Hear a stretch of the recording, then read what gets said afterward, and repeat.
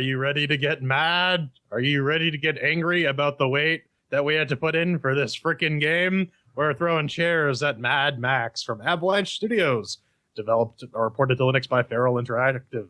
It's built on the Avalanche engine, otherwise known as the Just Cause engine. Maybe this was an engine port? No. You can pick it up for about 30 or 40 of your particular currency, although this thing does go on sale quite often, so you may want to hold off for that.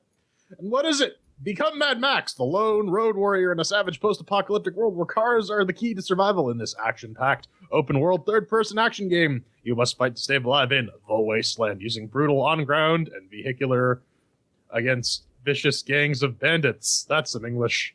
So let's throw the CHAIRQUISITION at it. 4 chairs means that it's awesome. 3 chairs means that it's pretty good. 2 chairs means that it's meh. 1 chairs means that it's crap. I reversed that for some reason because I don't care anymore. And we also got our categories of doom, make with the working, shiny sounds, controls, and fun. So let's kick this off. Then did Mad Max make with the working on your unsupported operating system? Over here on the Ubuntu 1404 LTS box of business, running an 8150, powered with a 980 displayed at UHD.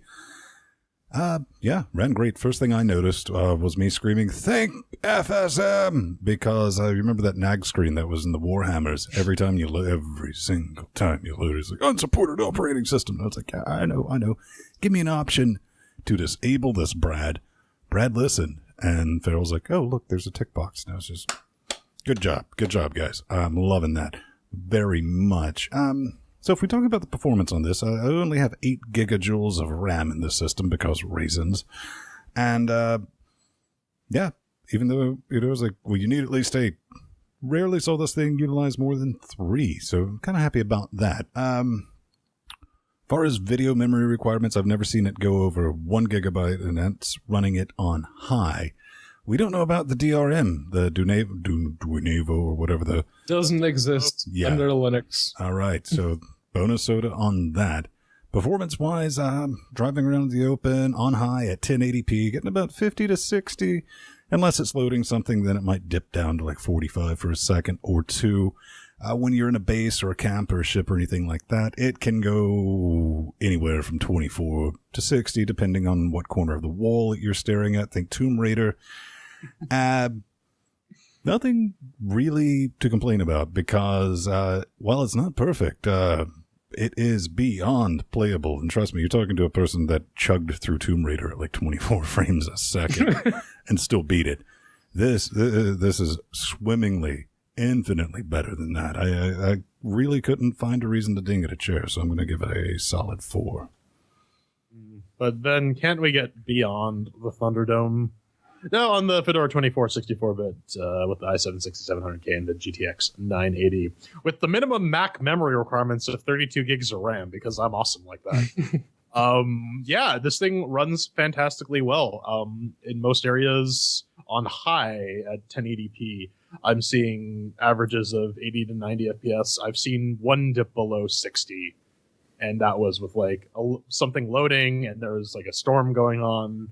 So that's pretty good. Yeah, I didn't see it crack anything above 3 gigs of RAM as well. You crank that up to UHD, though, and you start getting around middling 35 to 40 FPS. So that's definitely a thing. But that was on Ultra. Maybe on high it's a little better. I have yet to test that. But perfectly serviceable port, I will give that 4 chairs. Yeah, I played it on Ultra on my end, and it's definitely a feral port, as in you're looking out at the massive wasteland, and your FERPs will average in the 80s, going sometimes as high as 100, sometimes down to 60, but it usually averages around 80. Now, if you have the gall and drop into one of those underground bits, where you can literally only see like 10 feet in front of you, the frames will drop down into the 40s. Why? No idea. Also, if a storm happens to hit while you're in a stronghold, better find a safe spot and walk away from the keyboard because you're lucky if it'll hover in the 30s. Because for me, it dipped into the low 20s. There's even a screenshot on my G Plus profile where it shows 23. The lower the visibility, the lower your frame rate. We're living in bizarro world. Now, that could be explained because I have an FX 8370E and the fact that Feral have a deep and intrinsic hate for AMD processors from their Mac porting years.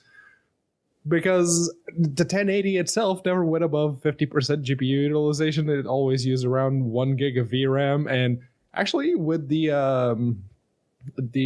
16 gigs that I have on the system right now, the max I ever saw it use was like 5.3, and I had already been playing the game for like 4 hours.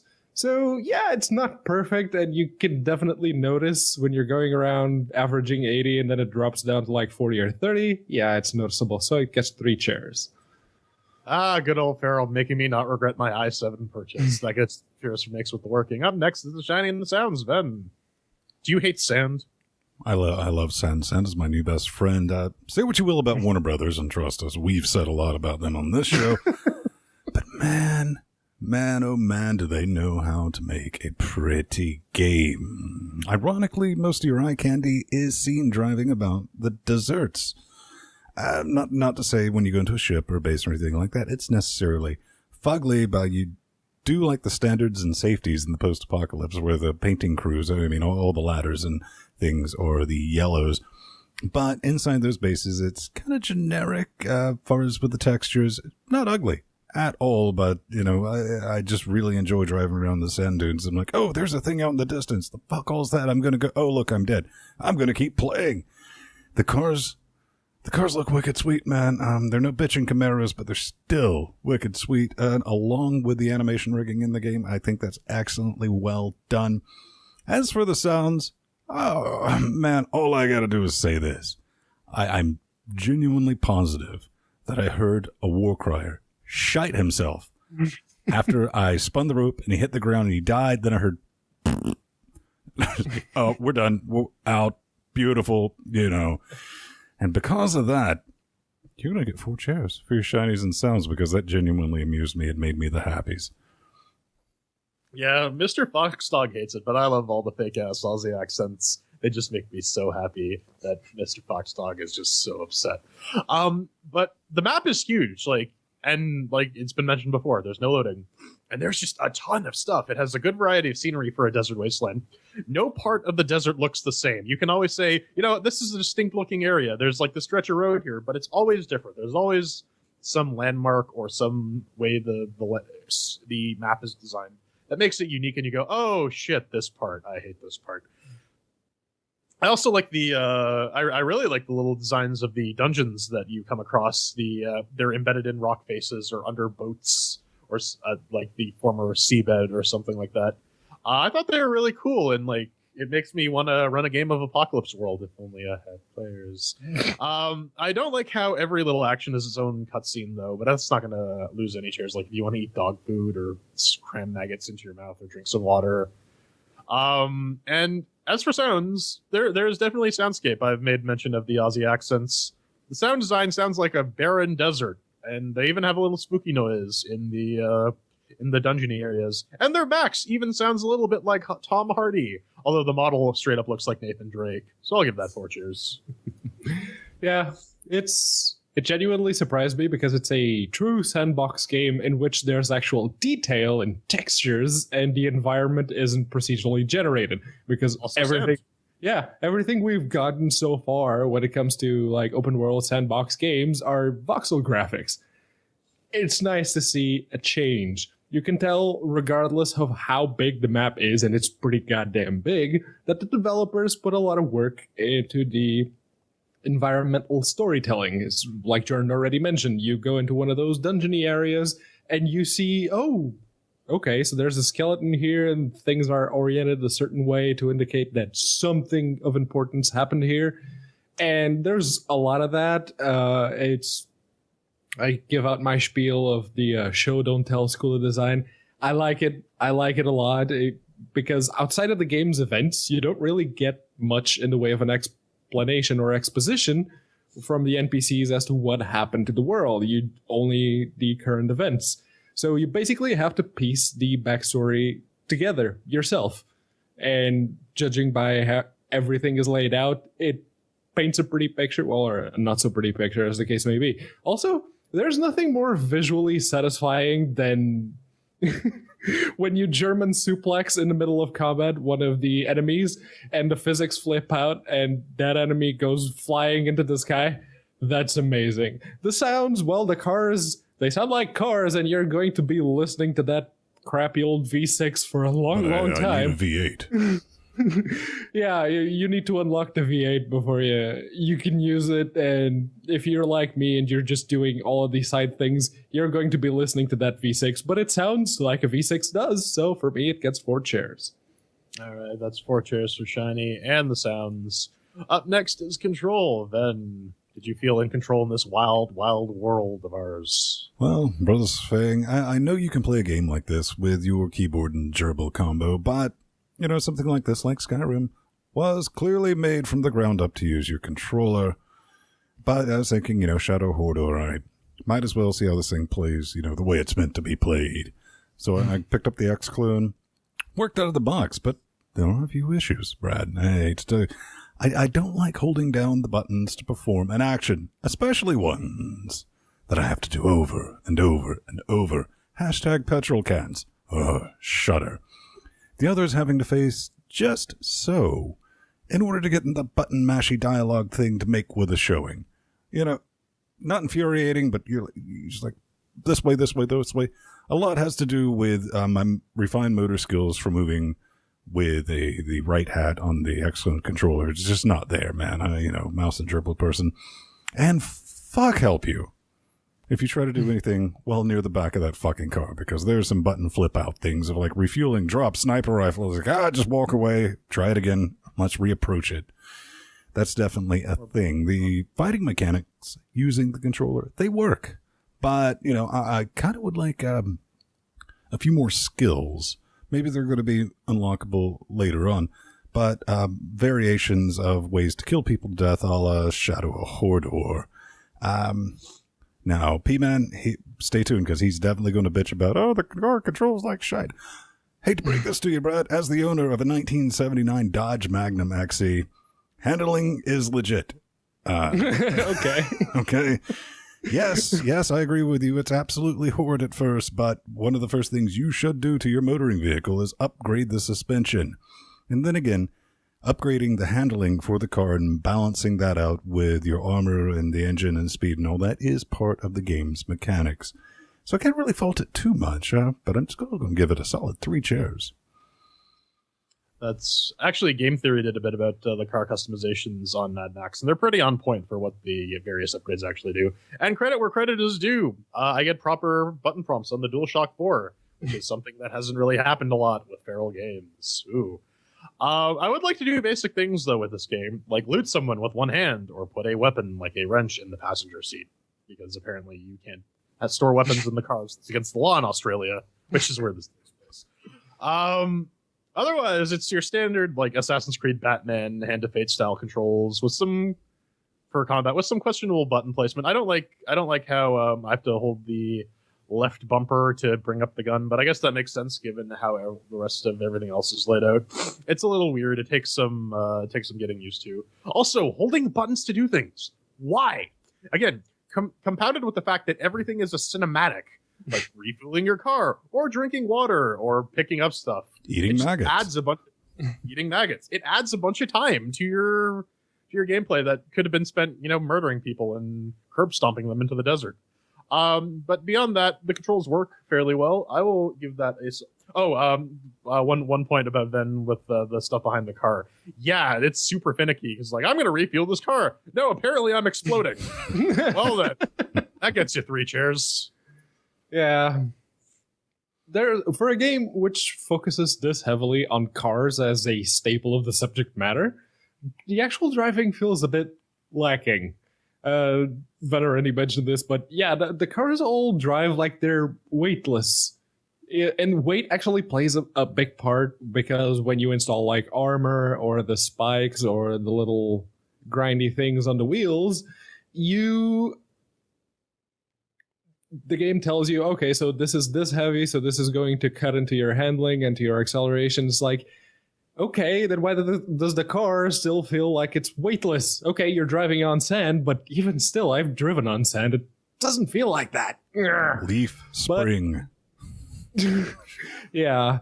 So, now this is the real kicker when it comes to the controls. By default, if you have an areola controller, like what I do, it makes so that the right areola is a mouse. It is a touchpad, mouse, whatever you want to call it. And the rest of the buttons are actual joystick inputs.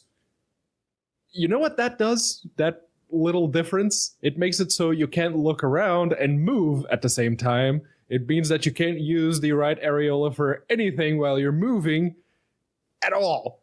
Whose bright idea was this? Thankfully, this is a Steam controller, and Valve's actually done pretty good when it comes to the customization of this thing. And you can just edit the configuration and change that into something sensible. Just make it a regular analog stick, or actually do the joystick mouse, which is basically the same thing and doesn't have that stupid you can only do one thing at a time issue. So for me, it gets 2 chairs. And of course, Pedro makes the critical mistake of playing a third-person over-the-shoulder action game. I tried, because that's the default, right? Right. But that's 2 chairs for controls. Up next is fun. Then, did you have fun? Kind of did, Brad. Kind of did. I'm just going to go just get this out of the way. The leveling system in the Mad Max universe, bit on the confusing side. If anyone has really sorted that or why they did it that way, give me a call. Let me know. However, in 2 days, I put 12 hours into this fucking game. I don't play many games for 12 hours in a full month, unless it's one of our Patreon series that we're doing. And on launch, you're kind of getting into it. Unlike, Skyrim job, Mad Max, or, Shadows of Mordor, this game did not immediately suck me in. But, after you're like first 30 minutes of, just kind of figuring out what the fuck all to do, what the hell's going on, at the very least, after that, I was like, man, I want to explore this world, to see what the business is, what's going on here. And then after I figured out how to upgrade the systems and everything worked, I was like, oh my god, I gotta upgrade all the base or belong to me and the cars, and I was hooked. Done. Even have the game currently collecting scrap while I sleep. I think that's a fun mechanic. I really enjoyed it.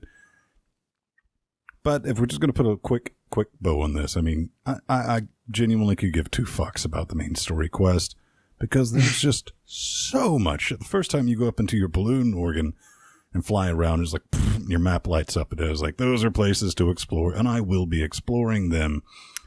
Now, like Skyrim job, I'll probably never finish that main quest. So if you're like me, think about what I'm saying if you're not paying no attention to the man in the robe.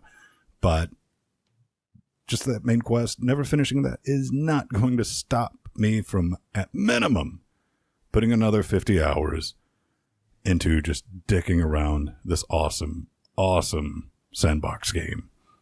I love it. Looking forward to getting back to it. It's a fun world. I had a good time.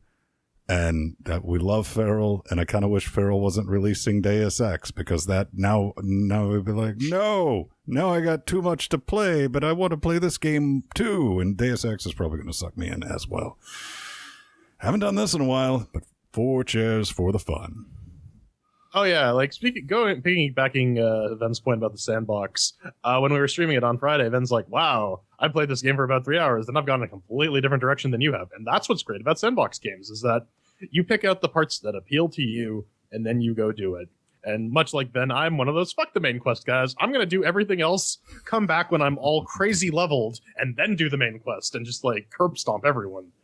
But seriously, I'm having a blast playing this game. It's gorgeous, it controls well, and there's a lot of stuff to do.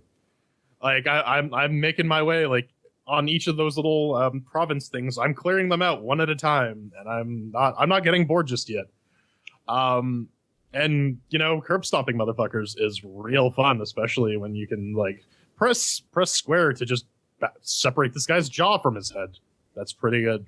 The leveling system is a bit weird because you have about 3 or 4 different things you got to manage. You have Max's like base stats, and then you have his abilities, and then you have the car abilities, and then you have like a different like tier system that you gain levels, and once you gain enough levels in one tier, you advance to the next tier and you unlock all the other stuff. It's a bit weird. Once you get used to it, it stops becoming that big of an issue, but it is definitely a barrier to entry. But I mean, when it comes down to it, I expected post-apocalyptic Skyrim, and that's pretty much what I got. And again, there's so much to do. that like including that big old scavenger hunt to find all the scrap and find all the relics and whatnot, that turns into a very frustrating scavenger hunt because you start going, where the fuck is that last bit of scrap? Wait, it's up there? How do I even get up there? What the shit? Why would you put it up there? But all in all, it's a very fun game. I could not recommend this more. I'm giving this 4 chairs for fun. I love this game. I really do. If we weren't doing this right now, I would be playing Mad Max. The fact that we don't have too many sandbox type games without voxel graphics on Linux shines this game in an unquestionably favorable light. It looks really, really good. It plays suspiciously similar to Shadow of Mordor, and it has several different options as to what you can do, so that basically anyone playing it will have a different experience, at least for the first half of the game. And if that sounds like a transition to the point where I'm going to start just enumerating everything that I think is wrong with the game, you're starting to get to know me. Stop it. First of all, the hand-to-hand combat was ripped wholesale from Shadow of Mordor, Batman, Hand of Fate, what have yous. Except in Shadow of Mordor, you actually had the Nemesis system. So here, without that, all you're doing is alternating between mashing the left click to sometimes hitting the right click, and at certain points, if you're skilled enough, using the E button to do a finisher or some really cool reversal. Also, the hand-to-hand combat is, ironically, much better executed than the vehicular combat.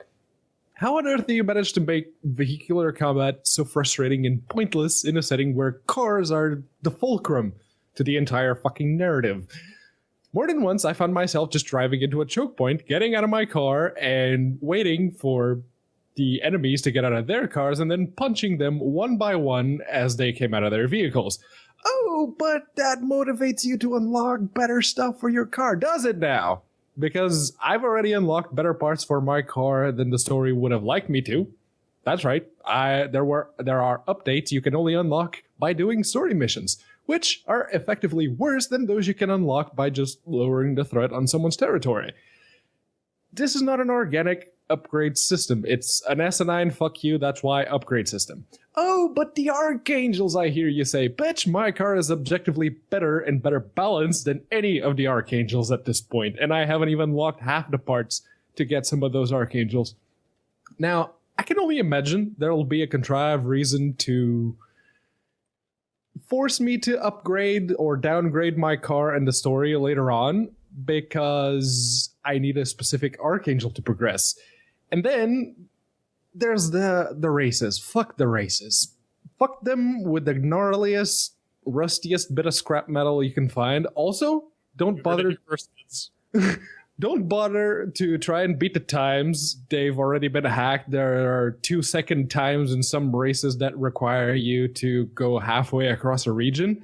So don't even bother with that. Still, seeing as we don't get too many games in this genre on Linux, I'm not entirely burnt out on the sandbox, literal as it may be in this game. And as I'm sure it'll keep consuming many, many hours of my days in the coming weeks, I can safely say it's worth a solid 3 chairs. Oh god, my bones, they hurt.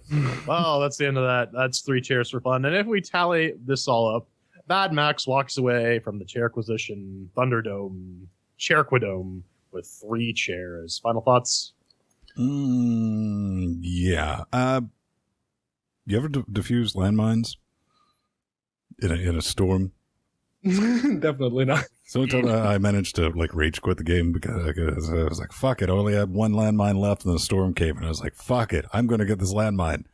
I get right up to it and I start to hold the, I think it's A button to disarm landmines or pay respects or whatever. I start, then a piece of shrapnel knocks me into the mine. I was like, walk away or you'll break something then. Here's the dice. Support Feral, buy this at full price because what this thing's priced at for the amount of game you get and the quality of this game, very fair price. If you don't, it's like, hey man, I don't have that kind of cash laying around. Don't worry. This game goes on sale every 3 weeks for $9 or $7 or something like that. But even at full price, like I said, man, it's still one hell of a deal. Yep.